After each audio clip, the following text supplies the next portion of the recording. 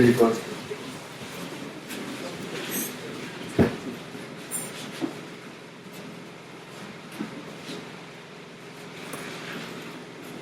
Mais mon âme en feu, Seigneur. Mais mon âme en feu. En feu. Pour l'amour des crânes. Mais mon âme en feu, mais mon âme en feu, Seigneur. Mais mon âme en feu. En feu pour l'amour. Des crânes. Mais mon âme en feu, mais mon frère en feu, Seigneur. Mon frère en feu. En feu pour l'amour. Des crânes. Mais mon frère en feu, mais mon frère en feu, Seigneur. Mais mon frère en feu. En feu, Pour l'amour des crânes. mais mon frère en feu, mais ma soeur, mais ma soeur en feu, Pour l'amour des crânes. mais ma soeur en feu, Mais ma sœur en feu, Seigneur. mais ma soeur en feu pour l'amour. Mais ma sœur en feu, mais l'église en feu, Seigneur. En feu pour l'amour de Dieu. Oui, mais l'église en feu, mais l'église en feu, Seigneur.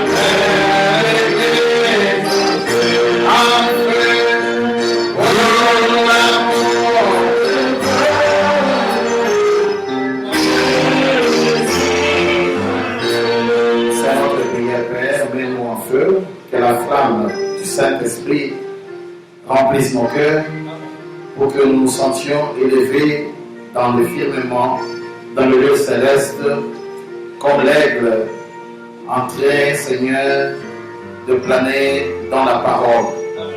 Ce matin ou cet avant-midi, prépare nos cœurs, Seigneur, afin que nous puissions réellement recevoir quelque chose qui vient de toi. Bénis ton peuple encore une fois. Nous ne sommes pas capables, Seigneur, c'est toi le seul capable. Nous ne sommes que de simples instruments que tu pourras utiliser comme tu le souhaites. En ton nom, nous nous soumettons à toi et soumettons toute l'église sous ton contrôle. William Adam Madame des signes éternels. Amen. Nous lisons. Genèse 15, 5. Et après l'avoir conduit dehors, il dit, regarde vers le ciel et compte les étoiles. Si tu peux le compter, il lui dit, telle sera ta postérité. Que le Seigneur ajoute sa bénédiction à la lecture de la parole. Nous lisons dans Genèse 22, 17. Je te bénirai et je te multiplierai ta postérité, comme les étoiles du ciel et comme les sables qui est sur le bord de la mer. Et voilà. Nous parlons du royaume. D'ailleurs, tout ce que nous avons dit ici dans le communiqué parle du royaume. À l'heure où il y a tellement d'aventuriers, à la chair surtout, de pasteurs qui se proclament pasteurs, de ministres qui se réveillent un matin et deviennent ministres, surtout dans le 3e Exode, entre guillemets, il se présente là, il devient ministre, et lorsqu'il y a réunion de ministres, vous vous retrouvez là 500 ministres, et les gens passent à la chair, chacun qui salue, vous sentez que celui-là n'est pas un ministre. Mais ministre, pourtant, même Paul avait dit qu'il n'y ait pas parmi vous un grand nombre de ceux qui enseignent. À l'heure où il y a beaucoup d'aventures, à la chair, à l'heure où il y a beaucoup d'aventures dans le banc, il y a lieu que le Seigneur nous aide à être authentiques. Frère Branham dit, s'il y a des vertus authentiques, pourquoi allons-nous nous attacher à ce qui est faux? Pourquoi être un faux croyant alors qu'on peut être un vrai croyant? Pourquoi être un faux? Pourquoi chercher un substitut alors qu'on peut avoir la réalité? Donc nous parlons du royaume parce que c'est ça le dernier message pour l'adoption. C'est le royaume Branham. La vie que nous devons mener. Est-ce que le royaume Branham signifie plus de sanctification? Est-ce que c'est le libertinage? Est-ce que le royaume Branham signifie qu'on devient des malhonnêtes, des personnages moins sérieux dans la cité? Non. Chaque sémence doit produire selon son espèce. Et le Seigneur est le saint défié. C'est ça? Il est saint des saints. Il n'est pas saint des voleurs. Il n'est pas saint des bandits. Il n'est pas saint des impudiques. Mais il est un saint de saints. Il est important de parler de ces choses. Je ne vais pas prendre beaucoup de temps parce que j'aimerais arriver, si Dieu le permet, au deuil avant peut-être la levée du corps ou bon, même en retard, l'essentiel qu'on soit là pour les consoler. Et ici, Dieu parle à Abraham. Il dit, regarde le ciel. Il dit, est-ce que tu peux compter les étoiles? Abraham dit non. Il dit, voilà ta postérité. Et Dieu prend encore Abraham. Donc le sujet du royaume, il dit, ce sont les étoiles. Dieu prend encore Abraham. Il l'amène au bord du fleuve ou de leur courant d'eau. Il dit, tu vois les sables? Il dit oui. Il dit, est-ce que tu peux les compter? Il dit, non, je ne peux pas compter. Il dit, telle sera ta postérité. Donc, le croyant, un fils du royaume est une étoile. Et les étoiles, frère Branham dit, tel que vous le voyez la nuit là, chaque étoile a sa position. Et il dit, il suffit qu'une étoile quitte sa position, ça amène le chaos. Chaque étoile a sa position. Et chaque étoile a un rôle. Chaque étoile brille.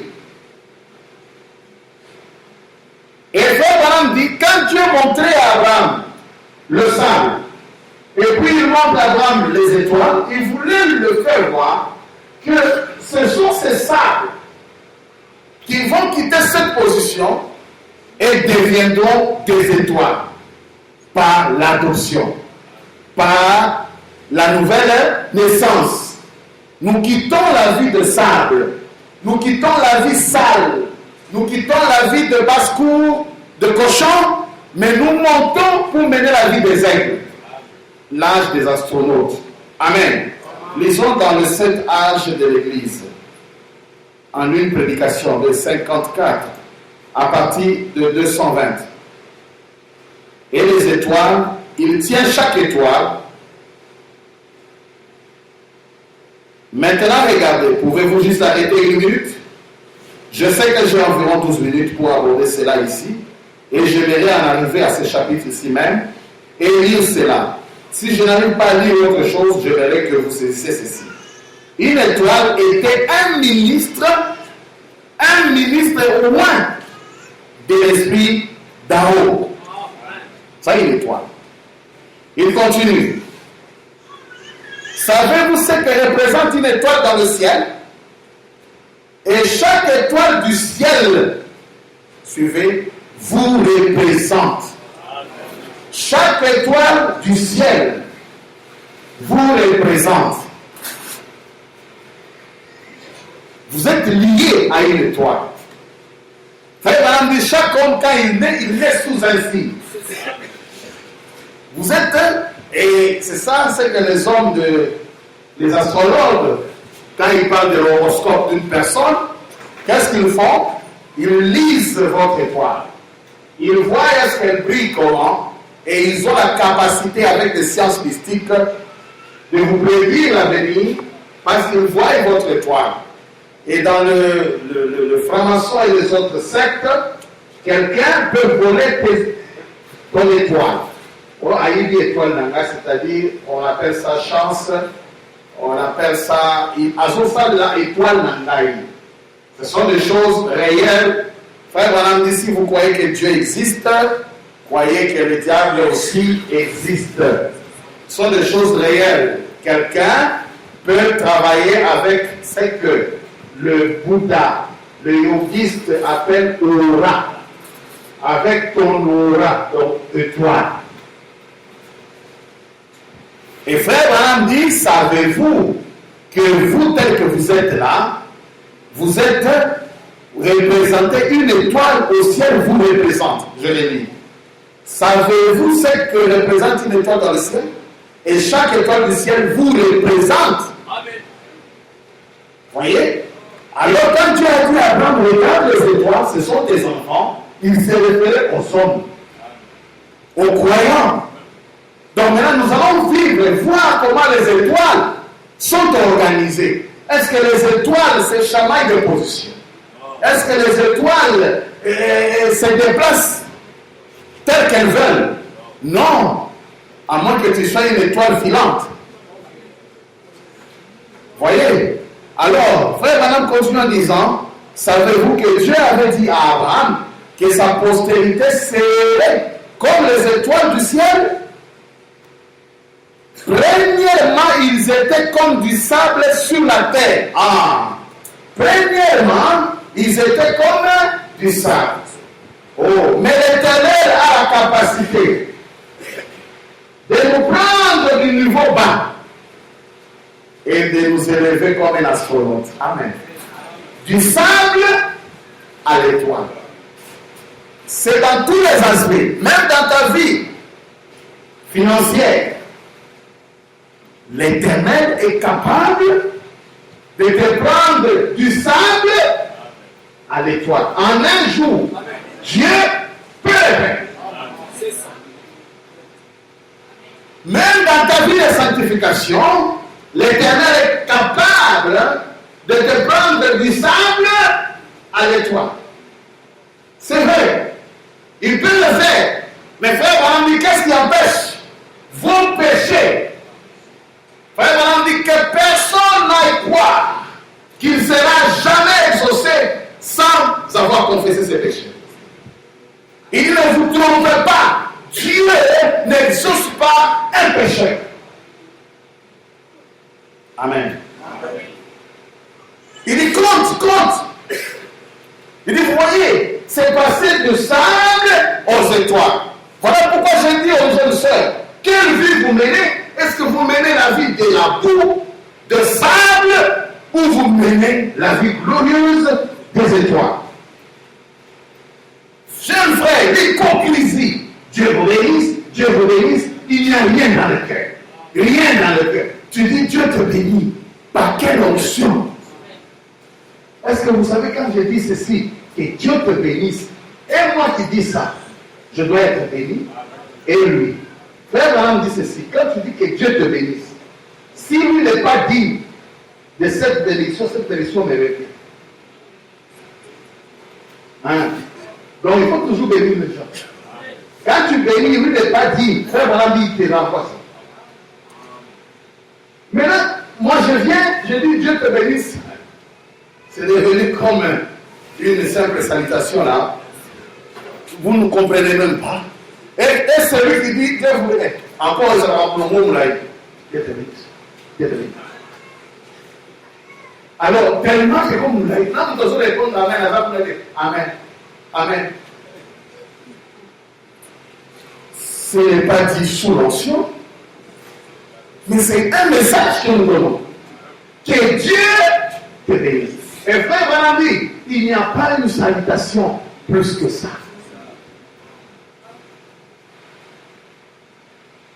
Deux sables aux étoiles. Il dit, premièrement, ils étaient comme du sable sur la terre, et ensuite, dans la résurrection, ils étaient des étoiles du ciel. Qui croit que nous sommes dans l'âge de la résurrection? Amen. Amen, c'est vrai. Indénombrable. Savez-vous cela? Savez-vous que Jésus était l'étoile brillante du matin? Ah, la plus grande étoile par rapport à toutes les étoiles du ciel. Oh, alléluia. Lorsque je pense à cela, mon âme tressaillit de joie. Le voici. Il est à sa ressemblance, dans sa présence. Nous serons assis un jour. Alléluia. Lorsque les choses de cette terre auront passé. Amen. Et puis il continue en disant, mais écoutez, un autre passage des Écritures me vient à l'esprit. Daniel a dit, quand il a dit seul, lorsqu'il a vu cet ange descendre avec un arc-en-ciel, au-dessus de sa tête, plaçant un pied sur la terre, un pied sur la main, elle a levé la main, et il a juré par celui qui vit au siècle de siècle, lorsque ces sept voix ont fait retentir le sept tonnerres ont fait retentir leur voix, il a dit, seul cela. Ne laisse pas cela être connu jusqu'au temps de la fin, au jour de la fin. Il a dit, mais lorsque ce mystère sera accompli, alors ceci sera révélé à l'Église. Et il a juré, par celui qui vit au siècle de siècles, qu'il n'y aura plus de temps. Écoutez ce qu'il a dit là. Donc, il a dit, va ton chemin, Daniel. Seul les livres, voyez-vous, car toi, tu t'es reposé là, et tu te relèveras dans le dernier, dans ton lot. Mais plusieurs, ceux qui auront amené beaucoup à la justice, brilleront plus que les étoiles au siècle des siècles. Ils brilleront plus que les étoiles. Est-ce que tu brilles réellement? Est-ce que tu es réellement une étoile? Frère Branham dit, vous y êtes des étoiles. Des étoiles. Est-ce que vous saisissez ça réellement? Que nous sommes des étoiles. Des étoiles. Vous y êtes des étoiles. Il dit, c'est sept ministères. Sept ministres, au cours de cet âge de l'Église, cela fait 2000 ans. Car Christ lui-même, sur l'île de Patmos, il avait combien d'étoiles entre ses mains? 7 étoiles. Voilà. 7000 ministres. Et les étoiles sont en ordre. Frère Branham dit, Dieu maintenant compte ces étoiles. Écoutez, il y en a des milliers. Chers amis, est-ce que vous savez que je l'ai toujours dit, au ciel tel qu'il est là, l'homme n'a pas fini d'explorer l'univers. On n'a jamais atteint la fin de l'univers. Pour vous montrer comment l'homme est petit. Malgré notre science, l'homme n'est jamais arrivé à dire, tu vois, ici il y a des tonnes. On dit, ah, l'univers est celui-là. On peut vous dire, le sommet de notre hangar, n'est-ce pas? On voit. Mais pour l'univers, il n'y a pas de fin. L'homme n'est jamais arrivé. Et les astronautes font toujours des découvertes. Dernièrement, ils ont dit qu'ils ont vu un autre système solaire. Ils découvrent encore de nouvelles planètes. Et ils ont vu une dernière planète. Ils ont dit que dans cette planète, il nous semble qu'il y ait sur cette planète, il y a une vie. La NASA, ces gens font des recherches terribles. C'est alors qu'ils ont découvert sur Mars, parce qu'ils ont envoyé un robot pour prendre des photos. Et ils ont découvert une grande pierre avec le visage de William Allen sur Mars. Pourquoi vous voulez vous battre pour la Terre alors que l'univers est plein de planètes? Frère dit, il va plus loin. Un vrai croyant pourra créer des autres mondes. C'est pourquoi il dit que l'âme d'un homme vaut 10 000 mondes. Tu te bats pour, je ne sais pas, combien de carats de diamants. c'est insignifiant. Ton âme vaut 10 000 mondes et un monde à combien de diamants, à combien d'or, à combien de pétrole. Amen. Mais la frère Abraham dit, malgré cette quantité des étoiles, Dieu a donné à chaque étoile un nom. Voilà l'ordre dans le royaume. Chaque étoile a un nom. L'ordre. Lisons dans le psaume, la Bible. 147,4. Il compte le nombre des étoiles. Il leur donne à toutes des noms. Ah, c'est nous qui ne connaissons pas les noms des étoiles. Dieu, quand il voit une étoile, il veut dire ça c'est Simon. Amen. Il voit une étoile, il dit que ça c'est Tonton. Amen. Ça c'est faux. Chaque étoile a un nom. Et le nom c'est un positionnement. Le nom c'est un positionnement. L'attribution de noms aux étoiles. Dieu attribuait les noms aux étoiles. Lisons dans l'Arche. Nous voyons que les étoiles sont des Hébreux, n'est-ce pas? Dieu a dit à Abraham quoi? Compte. Et ces étoiles sont tes enfants. D'accord? Mais les enfants doivent avoir des noms. C'est cela qui nous a conduit dans l'adoption. Lorsqu'on te donne un nom, écoutez, lorsqu'on te donne un nom, en fait, dans ta naissance, on t'adopte à une position. Je suis sur le plan, même physique. Tu trouves un nom sur la terre et tu nais dans ce nom. Ah. Moupassi. D'accord? C'est Moupassi t'a précédé sur la terre. Et Moupassi est un positionnement.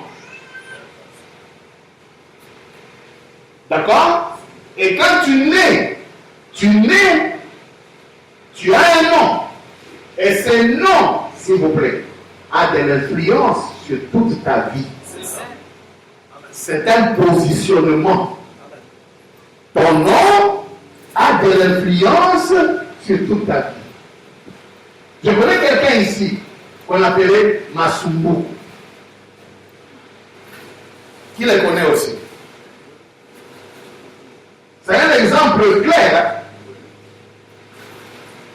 On l'appelait frère Masumbu, qui signifie souffrance. Souffrance. Tu mets au monde, comme je connais un parent, lui, il donne le nom des oiseaux à ses enfants. Je ne sais pas pourquoi. Il lui dit, toi tu fais hirondelle. Toi c'est moineau. Mais c'est un comédien. Donc, il aime les oiseaux. Il risque de voir ses enfants commencer à siffler. Parce que les noms donnent un positionnement. Le nom. Regardez pourquoi Dieu pouvait dire, on t'appelle Saül, ton nom devient bon. Et Masumbuko, qui est notre frère, il s'est battu déjà. Il s'est dit, pasteur, je dois changer son nom. Il change de nom, c'est celui que vous connaissez comme Shalom. Et Dieu lui trouve une femme au Canada. Et il aura une nouvelle vie au Canada. Il sort de la poussière de sable pour devenir une étoile qui brille. Une étoile qui brille. C'est l'exemple de cette église. De cette église. Dieu lui fait sortir une femme du néant. Du néant. Du néant. Juste quand il change son nom. Je ne vous demande pas d'aller changer vos noms comme ça. Mais je vous donne un exemple. J'essaie seulement de vous faire voir que lorsque vous donnez un nom à l'enfant, vous voulez donner seulement le nom de Tata Moissi. Mais comprenez d'abord la signification. Peut-être ce nom-là, ça signifie égorgeur. Toi, tu donnes à ton enfant ce nom-là, égorgeur. Mais s'il devient une couloune, et il y a des gens, Pesama Combo. Ah, mais si on a compté tout le monde, Pesama Combo. Les non-positions. Et si c'est un nom béni, quand tu nais, je vais dire une chose. C'est comme une famille. Quand tu nais dans la famille déjà d'un milliardaire, qu'est-ce que tu nais dans un positionnement? C'est ça. Tu nais dans un courant. Il y a des enfants qui naissent, qui ne connaissent pas la fin. Tout simplement parce qu'il est né sous un positionnement. Est-ce que vous comprenez la signification de la position en Christ? Il est né tout simplement sous une position. Il est né dans la famille de Rockefeller. Vous ne connaissez pas la fin? Quand vous dites j'ai faim, la fin c'est quoi? Il ne connaît pas. Il ne connaît pas la fin. Il est né dans une position. Voilà. Le nom, c'est la même chose. Tu nais dans une onction, si je peux le dire ainsi. Vous naissez dans une position. Alors, maintenant ici, les étoiles aussi. Quand vous naissez dans le royaume, vous naissez dans une position. Votre position en Christ. Vous naissez dans une... Et le royaume, c'est comme ça. Il n'y a pas de chômeur. Je vous dis, dans votre corps, il n'y a aucune partie qui est inutile. Il n'y a pas de chômeur. Chaque partie est importante. Maintenant, puisque les étoiles sont des enfants, voilà maintenant à parler de comment est-ce que les Hébreux recevaient leur nom. Nous sommes dans l'arche là. Un type de Christ. Comment est-ce que les 12 apôtres ont eu leur nom? Prêché dimanche 22 mai 1955. Écoutez, 84 comme paragraphe. L'autre jour, pendant que j'étais assis au bord d'un ruisseau, je lisais comment ces mères hébraïques qui ont autrefois enfanté le patriarche, comment chacune, au moment où elle était là, et qu'elle prononçait le nom de l'enfant, pendant l'accouchement, les femmes poussent des cris, d'accord? Pendant l'accouchement, écoutez, le nom, elle prononçait le nom de l'enfant. Étant en travail, elle annonçait ce que l'enfant serait et ce qu'il serait dans le dernier jour. Les mamans hébraïques là étaient des mamans spirituelles. Elles n'ont pas mis au monde comme chez nous. C'est aïe, non. Elles criaient des noms. Et le nom pendant qu'elles étaient en travail, c'était par exemple Ephraïm. Vous êtes avec moi? Et on dit directement l'enfant s'appelle qui? Ephraïm. Et il poussait les cris, Gad! On dit seulement l'enfant serait qui? Gad. Le nom qui correspondait à la naissance était un positionnement dans le royaume, était une bénédiction. Lorsque vous lisez même Jacob, il a prononcé une bénédiction pour tous les 12. Et ce sont les 12 mois de l'année. Il avait prononcé. Tel tu seras saint, tel tu seras saint, Judas tu seras saint, toi tu seras saint. Tout vient lors de la naissance. L'enfant naît et il naît avec un nom. Et je vais vous dire, tout est presque signé et accompli à la naissance. Maintenant, ici je parle de la naissance spirituelle, d'accord? on peut avoir une application sur la naissance naturelle, mais je parle ici du positionnement en Christ dans le royaume. Quelle est ta place? Il dit, et il a annoncé ce que l'enfant serait et ce qu'il serait dans le dernier jour, ne sachant pas ce qu'elle faisait. C'est pas qu'on lui avait dit, non. C'était spirituel et c'était prophétique. La maman met au monde elle qui? Ephraïm. Comme ça. Elle marmonnait. Prenez Genèse 49 et voyez cela en type, là où il serait au temps de la fête, leur emplacement actuel, et observez ce que c'est. C'est exactement là. Oh là là!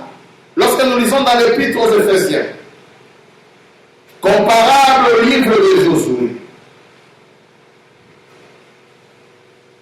du 15 mai 1960, nous lisons le paragraphe 42 et on descend au paragraphe suivant. Ces voyages-là avaient 3 étapes. Et ces voyages-ci en a 3. En effet, nous sommes justifiés par la foi. En croyant au Seigneur Jésus-Christ, nous quittons le pays d'Égypte. Nous sortons et ensuite nous sommes sanctifiés par son sang qu'il a offert. Nous sommes lavés de nos péchés et nous devenons des pèlerins et des voyageurs. Et nous confessons que nous cherchons un pays, une cité à venir, ou une promesse. Il en était de même pour Israël dans le désert. Ils étaient des voyageurs. Ils n'avaient aucun lieu de repos. Ils voyageaient nuit après nuit en suivant la colonne de feu. Mais ils ont fini par arriver au pays promis. Et ils s'y sont établis. Écoutez. C'est là qu'arrive le croyant. Au pays promis. Il reconnaissait premièrement qu'il était pécheur, qu'il est pécheur. Ensuite, il est séparé par les eaux, par le lavage d'eau, par le sang, ou plutôt par le lavage d'eau, par la parole. Il croit au Seigneur Jésus-Christ. Et alors, en étant justifié par la foi, il devient participant. Et il est en paix avec Dieu par Christ, baptisé au nom de Jésus-Christ, pour l'introduire dans le voyage. Saisissez-vous cela? Dans le voyage. Alors, il devient un voyageur et un pèlerin. Il est en route vers quoi? Une promesse que Dieu a faite. Israël n'avait pas encore reçu la promesse, mais ils étaient en route et sans soulever. Comprenez-moi bien. C'est là que nous, c'est là que vous les Nazaréens et les pèlerins de la sainteté et les autres, vous avez failli. En effet, Israël, quand ils sont arrivés à cet endroit-là, à Kadesh Barnéa, les espions sont allés explorer et ils ont dit, le pays est grand. Mais certains sont revenus et ont dit, nous ne pouvons pas nous en emparer. Parce que les villes sont fortifiées et tout.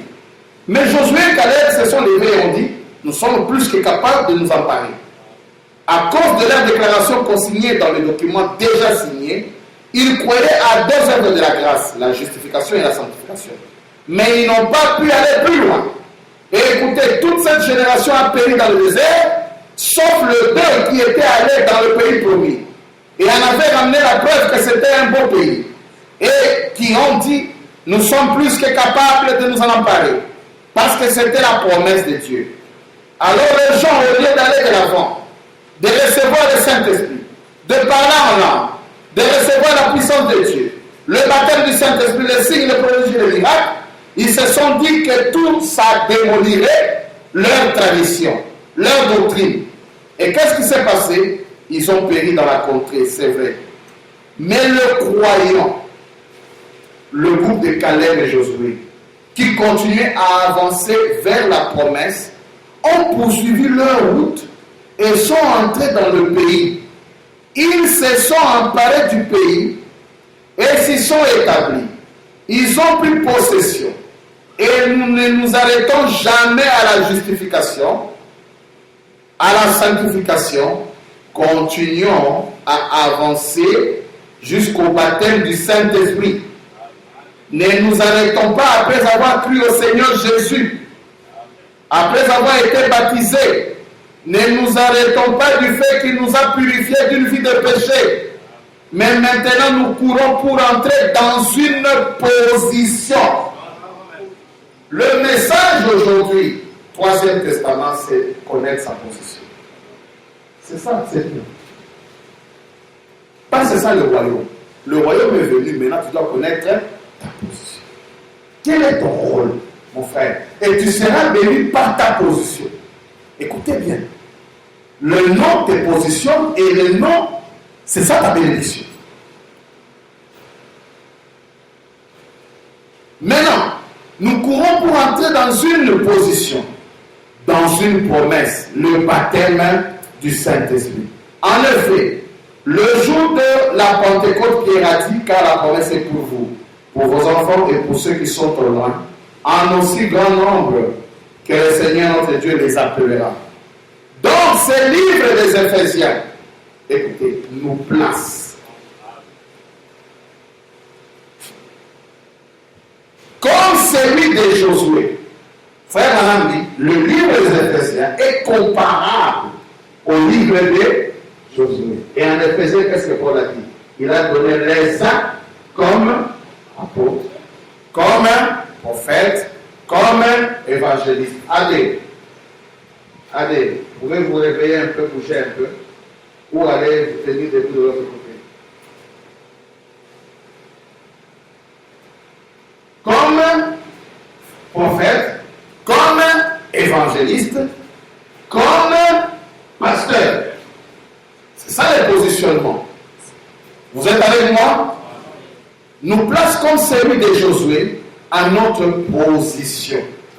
Et remarquez bien, Josué, après qu'il a traversé dans le pays et qu'il s'en est emparé, ensuite il a partagé le pays. Écoutez, Ephraïm ici, Manassé ici, Étel ici, Gad ici, Benjamin ici. Il a partagé le pays. Et remarquez, oh, ceci enflamme nos cœurs. Chacune de mères israélites, en donnant naissance à ses enfants, quand elle était dans le douleur de l'enfantement, elle donnait les noms précis de l'endroit où leur enfant serait placé dans la terre promise lors de la naissance. Tout s'est fait là. Tu es né dans le royaume quand? Par qui? Comment? Tout s'est fait là. Comment faire là ça voyou? Bon, il est né quand? Comment? Et par qui? Car le placement est lié à la naissance. Je ne sais pas si vous savez ce que je suis en train de dire. Qui est ton père spirituel? Généralement, c'est lui qui est engendré par Moukouna, finit par se dire. C'est ça. Tu es né quand? Comment? Et ça vient de qui? Dès qu'on mettait au monde Ephraïm, c'était déjà sa position. Bien que cette position n'était pas manifeste, mais à l'avenir et complètement. Et complètement. Tu peux cacher, mais à l'avenir, ça sortira.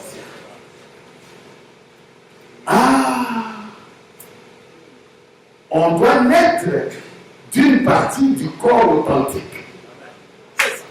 C'est vrai. On doit naître d'une semence authentique. Si tu as reçu une semence barbare, tu deviendras un petit voyou dans le royaume. Tu n'es même pas membre du royaume, mais un voyou. Tu vas commencer à boxer les gens. Si tu es né d'une source impudique, tu deviendras un impudique. Un impudique. Couleur de jupon. Mais si tu es né d'un véritable membre du corps, le corps de Christ, c'est un corps. Tu dois naître. Tu dois naître d'un membre du corps. Ici, il y a un démon.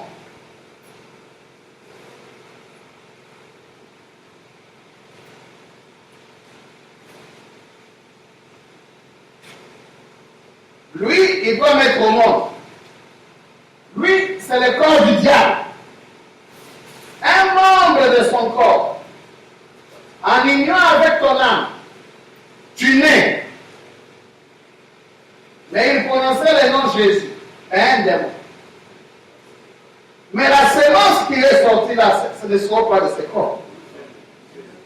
La sémence sort de son corps. Tes enfants, écoutez, tes enfants doivent sortir de ton corps.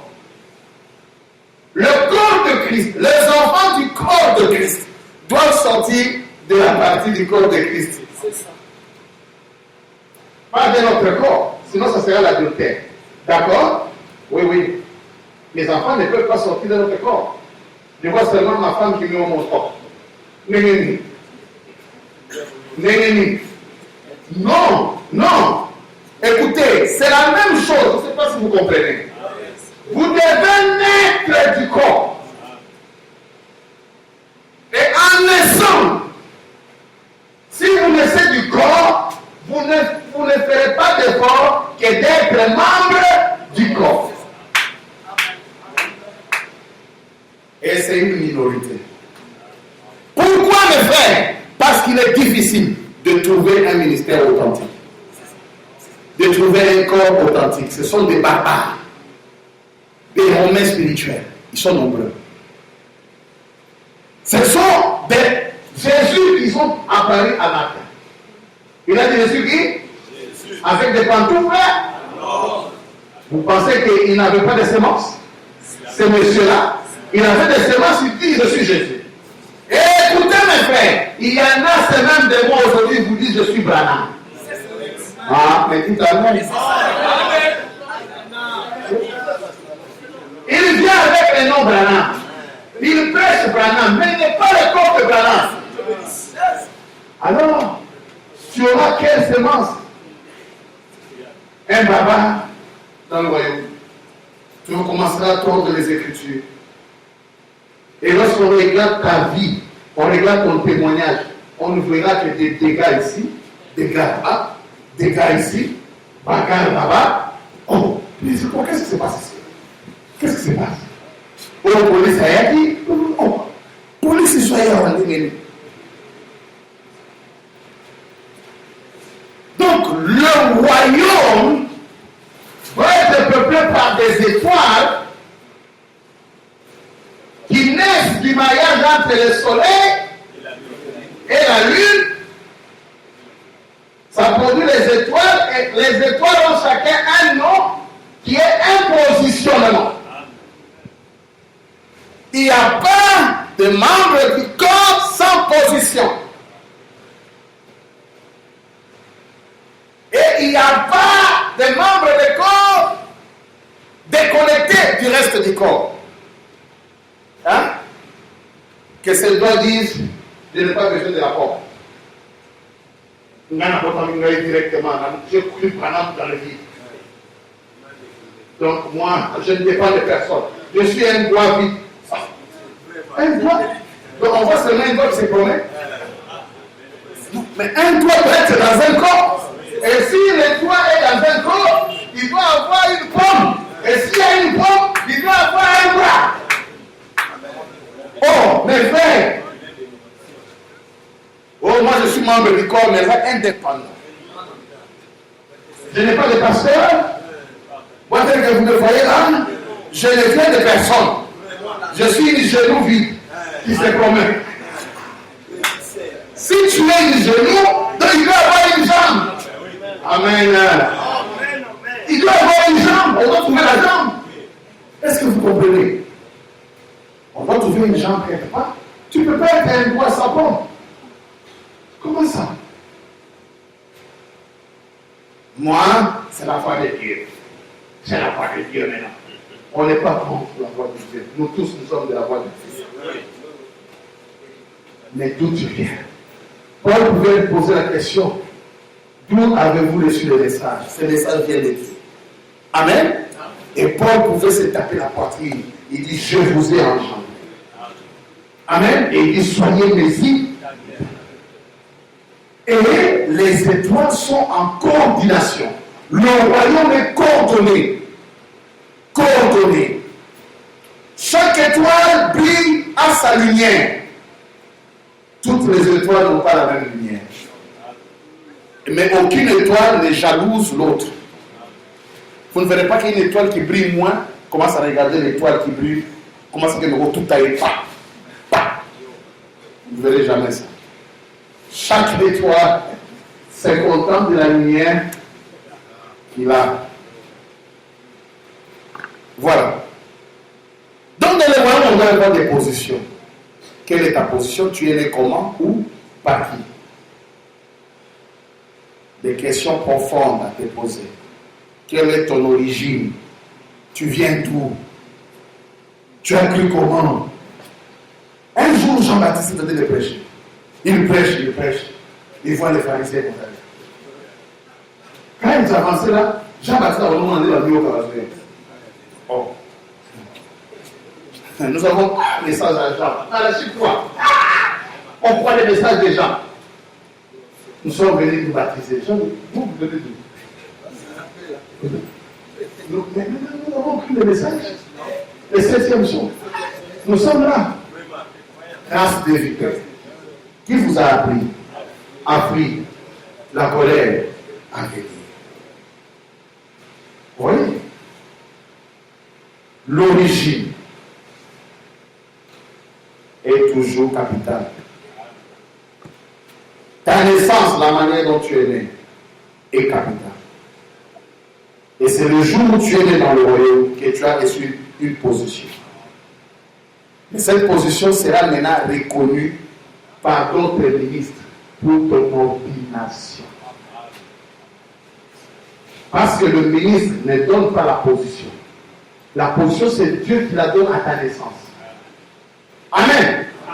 Les autres vont seulement reconnaître. Ah, Don Kazanaki. Ah, c'est un docteur. Ah, lui, c'est un évangéliste. Lui, frère Madame parlant de ministère, il dit quelqu'un qui travaille dans une usine, c'est un ministère. Est-ce que vous comprenez? Quand tu vas au bureau là, je lirai ça, peut-être le dimanche prochain. Quand il élargit le ministère, il dit la femme ménagère à la maison, c'est un ministère. Quand tu t'occupes de ton mari à la maison, quand tu prépares pour lui, c'est un ministère. Tu contribues pour le royaume. Oui. Tu travailles pour le royaume. Et frère Madame dit, quelqu'un qui va à l'usine dans son ministère, c'est un ministère. Tu as une combinaison, tu travailles. C'est un ministère. Pourquoi? Tu payeras la dîme, tu payeras les offrandes, tu soutiendras la cause. C'est un ministère. Amen.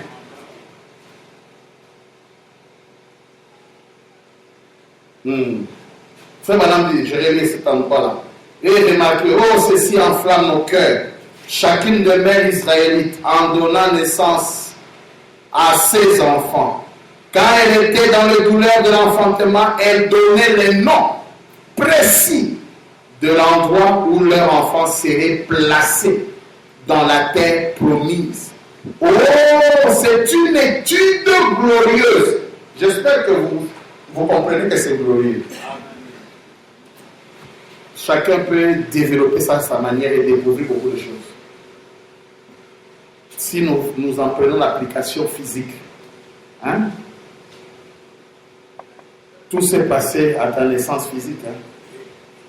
Je vous dis la vérité. Hein? Des choses se sont faites là. William Branham, à sa naissance physique, il y a eu 3 étoiles qui se sont. Et cela a annoncé quelque chose. Le Messie. Même si on ne l'a pas reconnu là, mais ici maintenant aujourd'hui nous l'adorons. Pourquoi? À sa naissance, 3 étoiles. Amen. Et on a ajouté un H à son nom pour faire H-A-N. Je ne sais pas pourquoi on m'a donné le nom Mounanga. Je n'ai jamais compris. Mais je connais que c'est une bonne signification, heureusement. Ah, heureusement. Maintenant, commencez à vous poser des noms pour vos propres noms. Hein? On vous a donné le nom d'un chef du village. Mais ce n'est pas le nom du chef du village qui est mort. Mais qu'est-ce que ce nom signifie? Frère Branham dit, attention, on ne vous dise pas que les noms ne servent à rien. Il dit que derrière chaque nom, il y a un esprit. Ça, c'est l'application naturelle. Mais moi, je suis un peu haut dans le nom spirituel qui sont les ministères. Le positionnement. Quelle est ta position dans le royaume? Quel est ton rôle? Est-ce que c'est seulement venir t'asseoir et écouter la parole? Dans le royaume, qu'est-ce que tu fais comme travail?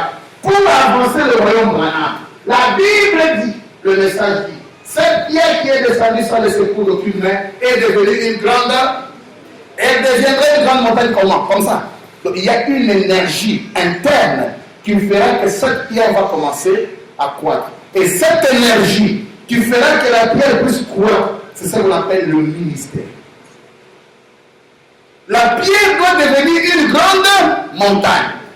Mais si tu es un faux membre du royaume, ça ne va pas. On aura les scandales que nous avons. Des déceptions, des avortements, des vols. C'est ce qu'on aura comme résultat. Parce qu'on n'est pas né d'une naissance authentique de Branham. On n'est pas un fils authentique Branham. Mais on est une invention. Frère Branham a prêché l'imitation. On a beaucoup d'imitateurs. Écoutez, ils sont majoritaires. Les imitateurs sont majoritaires.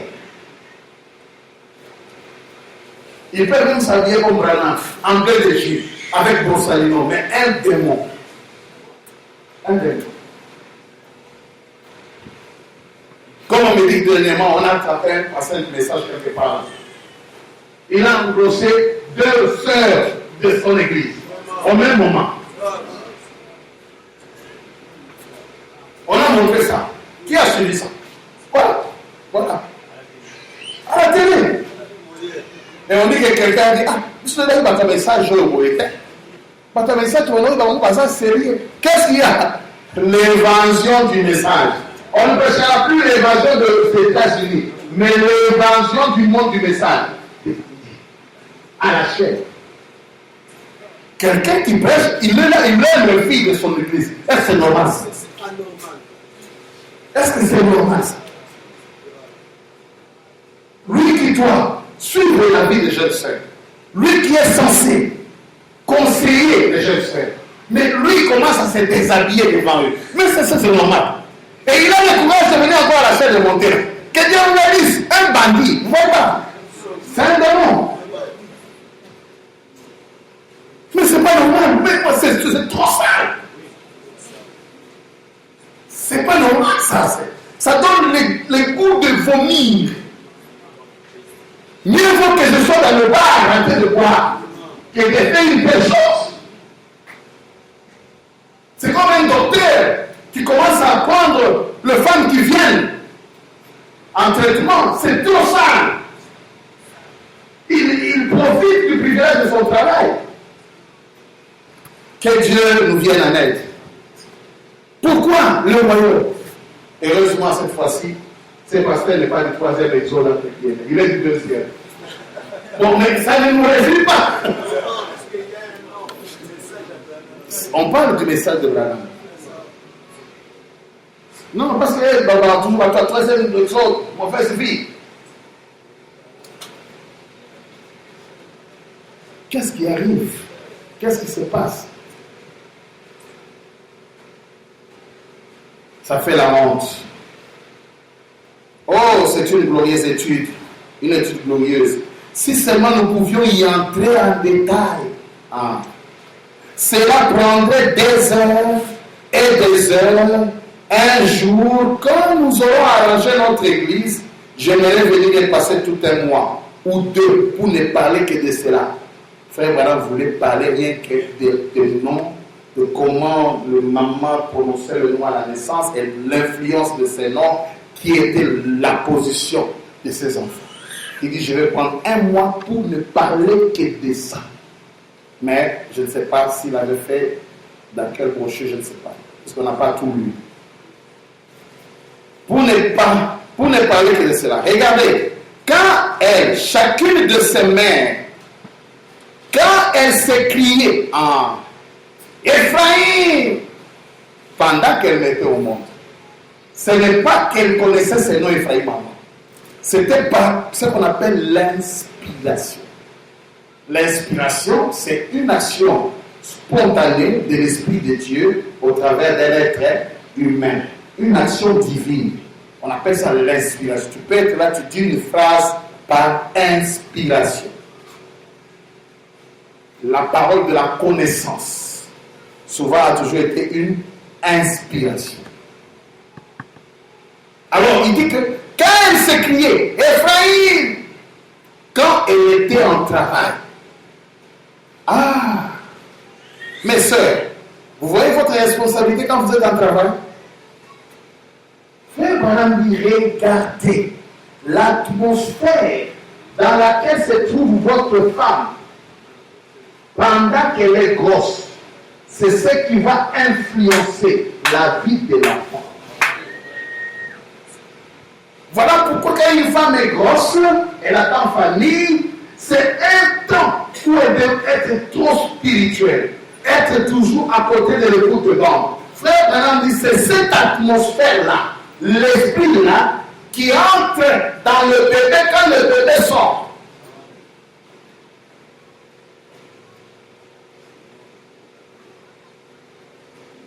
Mais elle attend famille.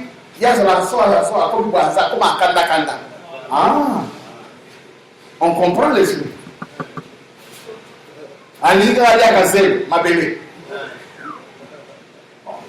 Les médecins diront quelque chose sur ça, moi je n'ai pas de problème. Est-ce que c'est bien ou c'est pas bien? Ma bébé. On s'en fait sur mon bal naïf.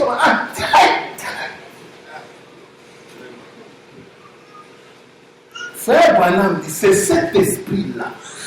Pendant que tu attends famille, sœur, écoutez, c'est cet esprit-là qui positionnera même la vie d'un enfant. C'est cet esprit qui entrera. Mais si tu es dans l'atmosphère de prière, dans l'atmosphère, hein frère, si vous êtes dans cet état, mettez la voix de Branham toujours à la maison. Mettez le banc, que la sœur vienne toujours à l'église, qu'elle soit dans cette atmosphère. C'est frère Branham qui dit. Il nous a tout dit. Mais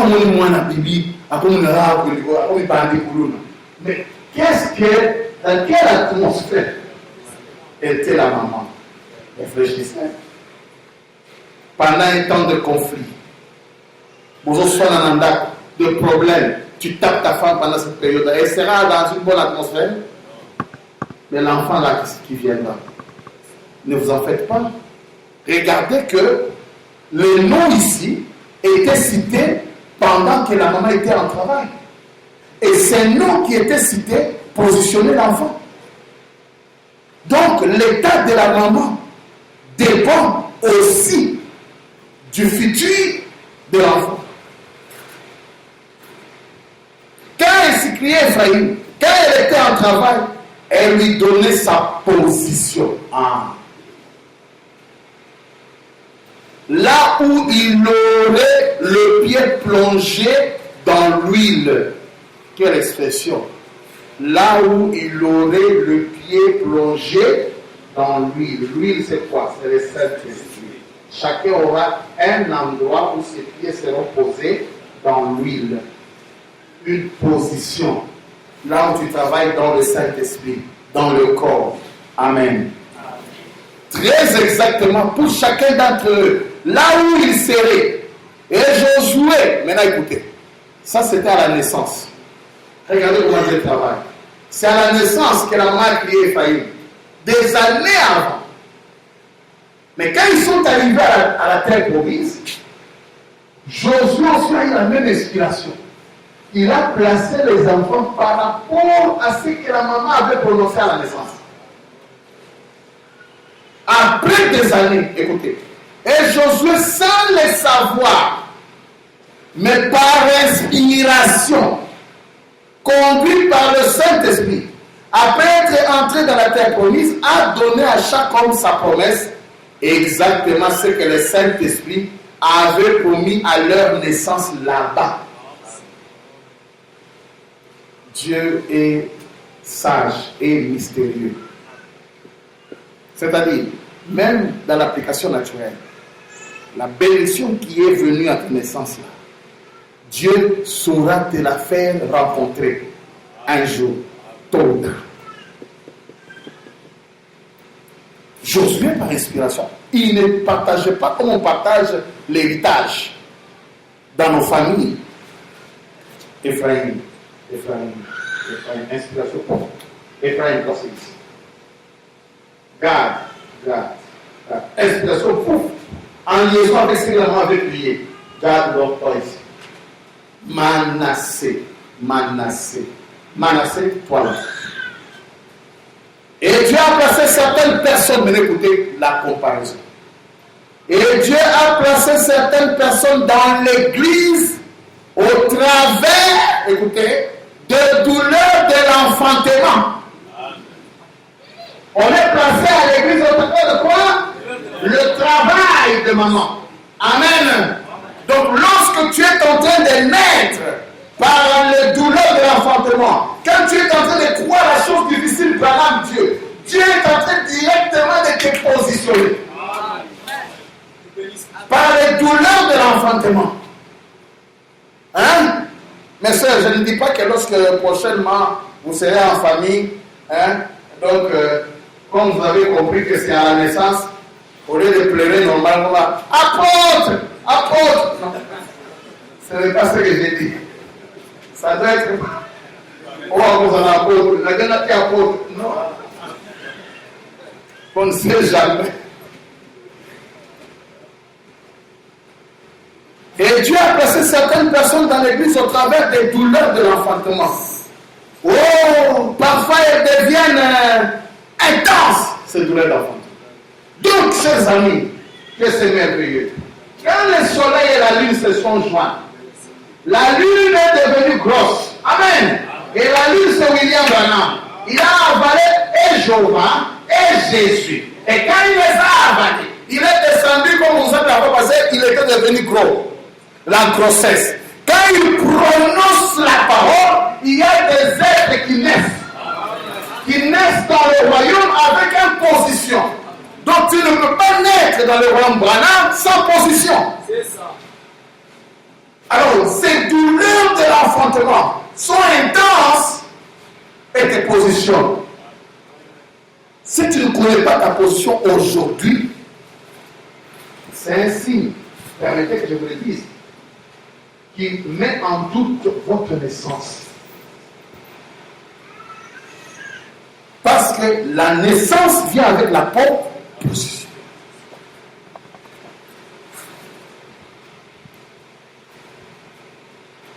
C'est pourquoi là, je dois voyager. Montre-moi ma position. Un cantique qu'il a composé. Oh, parfois, elles deviennent intenses. Quand une église gémit sous persécution du monde extérieur, qu'elle croit au Seigneur Jésus-Christ, qu'elle croit que la promesse du Saint-Esprit est tout aussi réelle pour nous qu'elle était à la Pentecôte, comme elle gémit et pleure sous les douleurs de l'enfantement. Mais lorsque les gens sont nés et qu'ils occupent leur position dans le royaume de Dieu par la naissance, vous suivez? Alors le Saint-Esprit a placé dans l'Église certains comme apôtres, certains comme prophètes, certains comme docteurs, certains comme pasteurs, certains comme évangélistes. Amen. Vous voyez comment il dit ça? Quel parallélisme! Quel enseignement glorieux que Frère Branham nous donne! Quelle perfection dans la compréhension de Dieu! C'est incroyable. C'est incroyable. Un homme ne peut pas parler comme Branham. C'est si profond, si parfait. Il présente les douleurs de l'enfantement des mères hébraïques. Il ramène ça dans les douleurs de l'enfantement de l'Église. Il s'est trouvé là de prêcher les douleurs. Et il viendra prêcher notre position. Quoi les douleurs? Quel cheminement? Quelle perfection? C'est pourquoi aujourd'hui nous sommes dans l'âge de l'astrologie. Des vrais croyants, d'authentiques apôtres, d'authentiques alors docteurs et d'authentiques évangélistes doivent sillonner le monde. Je dis doivent sillonner le monde. D'authentiques qui sont nés par les cris des douleurs de l'enfantement, positionnés à l'église. D'autres Branham en miniature. Amen. Je relis la Bible. Mais lorsque les gens sont nés et qu'ils occupent leur position dans le royaume de Dieu par la naissance, ils occupent la position dans le royaume par quoi? Par la naissance. Alors le Saint-Esprit a placé dans l'église certains comme apôtres, certains comme prophètes, certains comme docteurs, certains comme pasteurs, certains comme évangélistes. C'est pourquoi je dis, ici on est si on a la terre, apôtre, non. Je me dis que Frère Branham, en parlant de ministère, il a élargi. Il montre que même le travail que tu fais là, si tu es commerçant, Frère Branham prend ça. Il appelle ça un ministère. Il dit, la femme, ma soeur, quand tu sers ton mari à la maison, quand tu le consoles quand il vient fatigué, quand tu ôtes sa chemise, quand tu l'embrasses là, c'est un ministère. C'est un positionnement. Ce qui fait qu'il n'y a pas de chemin. Quand tu vas dans ton bureau, tu n'es pas ministre ici. Quand tu ouvres le bureau, tu travailles pour le pays. Travaille consciencieusement. Vous pensez que quand vous travaillez au bureau, Dieu ne regarde pas ça. On met une bêtise, Dieu compte ça. Ça va pénaliser le royaume. Tu changes la facturation, Dieu compte ça. Parce qu'il sait que là où tu travailles dans ton bureau là, c'est un ministère qui va jouer un rôle dans l'avancement du royaume. Le royaume va aller de l'avant.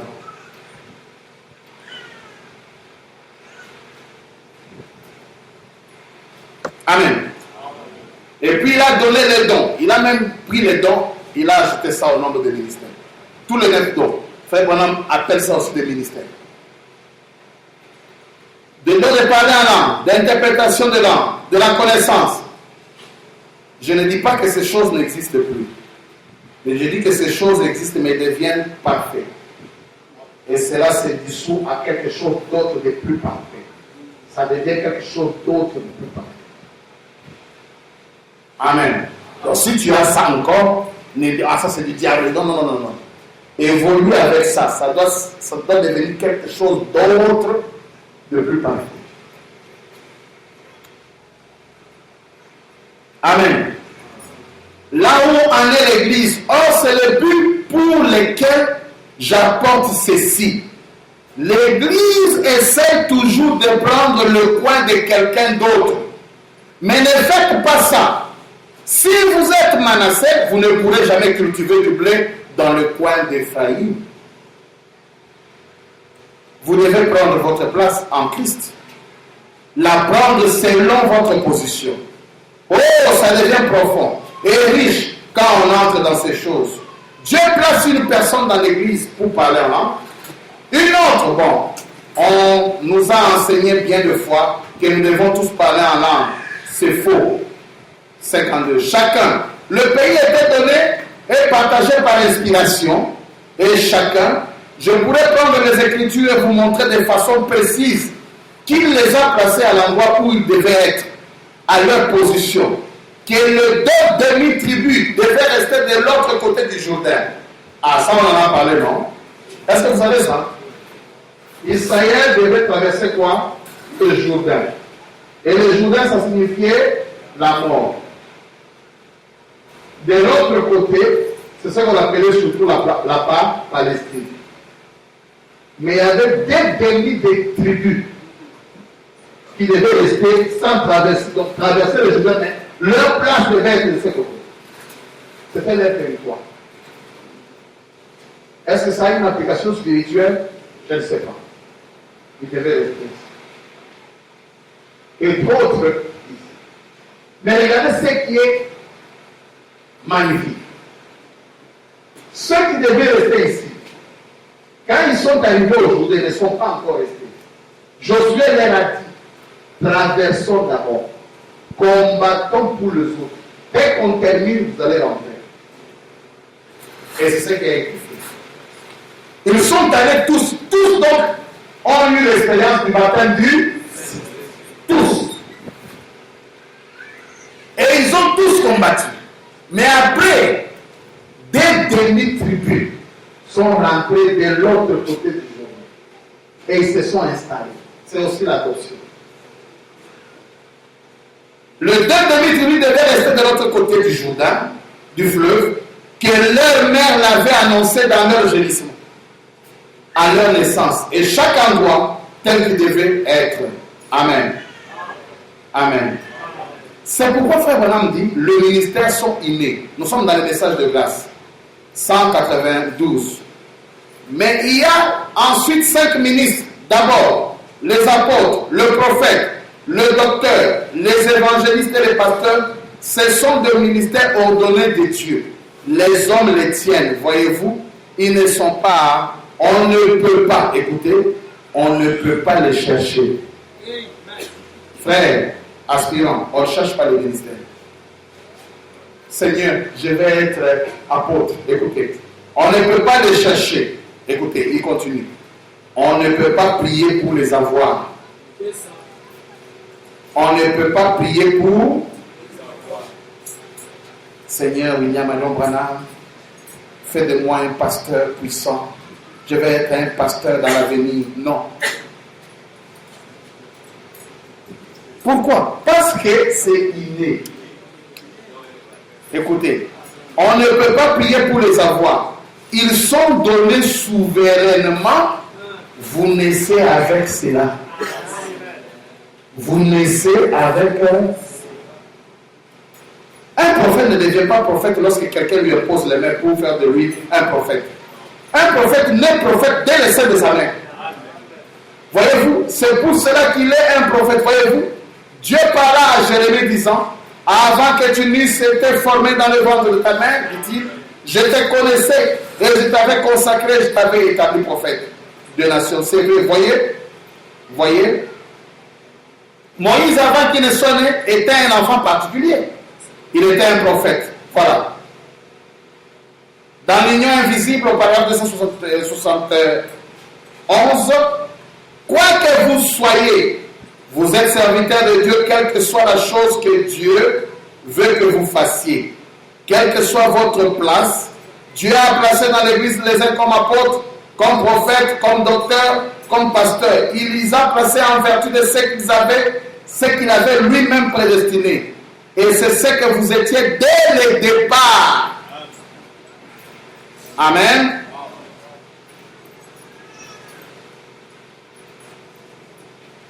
C'est ça. Donc, ces ministères, vous ne les cherchez pas. Ces ministères sont donnés lors de la naissance. Dès que vous naissez là, ici maintenant je parle de la naissance spirituelle dans la parole. C'est là où votre fonction, votre rôle aussi est accordé par les douleurs de l'enfantement. D'où, aujourd'hui, chers frères, chers sœurs, chacun dans le royaume va avoir un rôle à jouer. Il n'y a pas de chômeur. Commence à prier et à demander que Dieu te révèle plutôt ta position en Christ. Le royaume doit être ordonné. Ta position est importante. Tu dois faire quelque chose. Et peut-être Dieu te parle par une voix intérieure, par conviction. Tu sais que tu dois faire quelque chose. pour le royaume. Et c'est ce qui fera que le royaume avance. On doit s'arrêter là pour aujourd'hui. Et je crois que le dimanche, le vendredi et puis le dimanche en 8, nous allons continuer, toujours parler de l'ordre du royaume. Et puis on va terminer avec le principe du royaume. Dans le royaume, il y a le principe. Ici, nous sommes dans l'ordre du royaume. Dans le royaume, il y a l'ordre. Chacun a sa position. Et il y aura le principe. Comment on vit dans le royaume? Comment on fait les choses? Comment on se marie? Comment on cherche un fiancé? Comment on attrape une fiancée? Tout ça, ce sont des lois du royaume. Le royaume n'est pas la jungle. Le royaume n'est pas un endroit où on commence la fréquentation sans que le papa le sache, sans que le parent de la fille le sache, sans que le pasteur le sache, mais le frère est dans la fréquentation. Tu es en fréquentation comment? Ça, ce n'est pas le royaume. Le royaume a des principes. C'est pourquoi on va achever là. Donc, mais on continue avec l'ordre dans le royaume pour que chacun connaisse sa position. Et on terminera avec le principe du royaume. Que le Seigneur vous bénisse.